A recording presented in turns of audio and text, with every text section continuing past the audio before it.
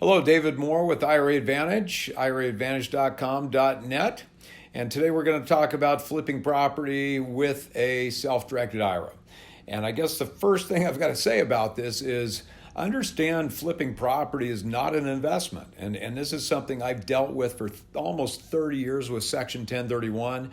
And people coming in and they want to argue they've held something for investment, not resale. And there's something called the Clarkowski court case, 9 points used to determine dealer status.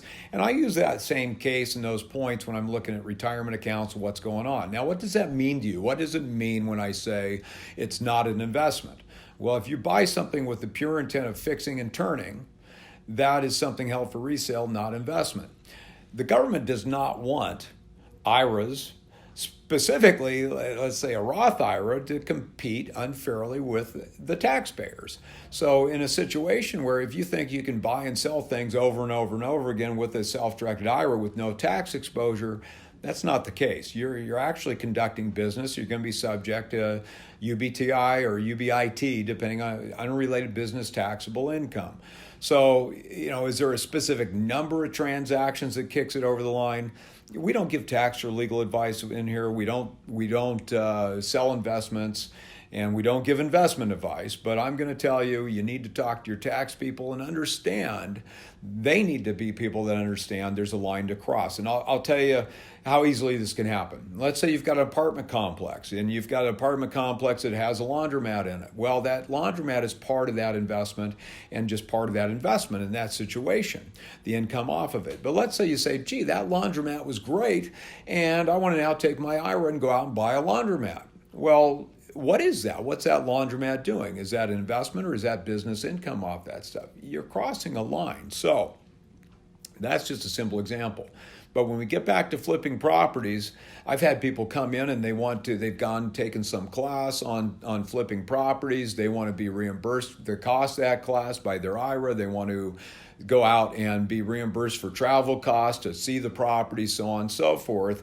Any benefit to a disqualified party with an IRA will blow up the entire IRA. So another case that comes up is a lot of people that flip properties want to work on the properties. Well, flipping and working on property, a sweat equity is not acceptable with an IRA. So you cannot go out and swing a hammer, put a paintbrush in your hand, go paint the place. And people say, well, gee, how is anyone going to know? Okay, I said, well, I'll tell you how they're going to know. They're going to audit you, and they're going to see $500 to the paint company, and then they're going to ask you where the labor is. And I don't know what you say at that point. But anyway, so I don't want to, just totally torpedo the entire concept of flipping properties with an IRA, but these are things you've got to understand. And you may have been told that, hey, it's no problem. You do this, and it's a wonderful thing. You work on it, you flip it, da-da-da-da-da. Understand, you make investments. The investments are going to be, if you look at it in the tax world, an investment's going to, if it's held long enough, you're going to have long-term capital gains tax consequences, which often leads to me the point on 1031 talk.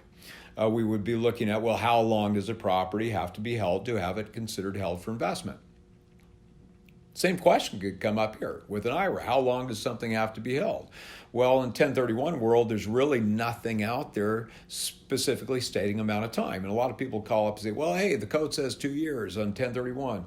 Well, that's not true. A 10-year period is going to apply to a related party transaction, but an arm's length transaction doesn't have any stated required minimum hold period. In fact, there was a court case a few years back where 4 months was deemed long enough in a situation where somebody bought a property and converted it into a primary residence after 4 months.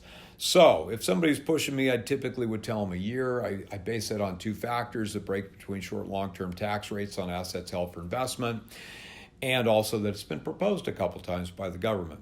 With that said, it's truly up to the taxpayer and their tax counsel. When we're in high inflationary times where investment markets are cranking along, we'll have somebody buy a property, unsolicited offer comes in, too good to pass up, they take it, they can definitively do another exchange at that point. But if they've bought it and listed it, that's a whole different thing.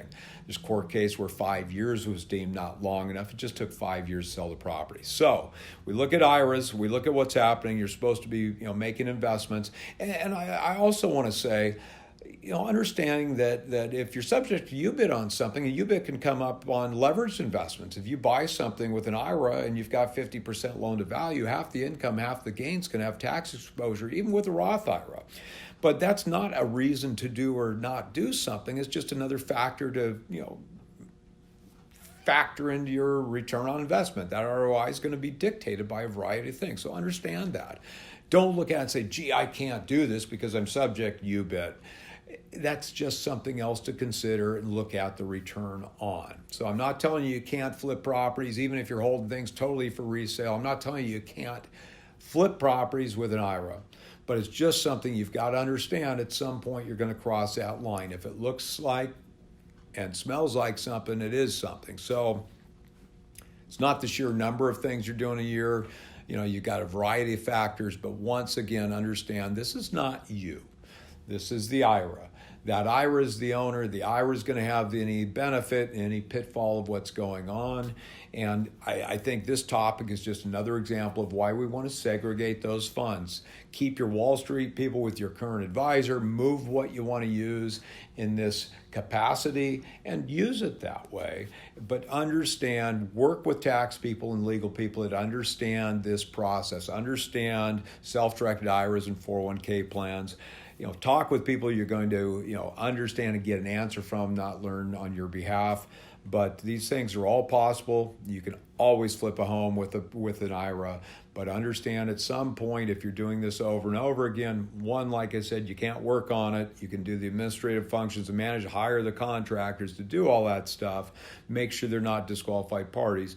But two, understand it's that nature of the investment, what you're doing with it over time. And if it's purely a held for resale situation, you're probably going to be subject to that UBIT. I hope this has been helpful. And by all means, if you got questions or concerns on this topic, please give us a call, shoot us an email, David Moore, IRAadvantage.com, and look forward to speaking with you. Once again, rarely is the question whether you can or can't do something. It's how you get it done. UBIT is just a number you factor into the return.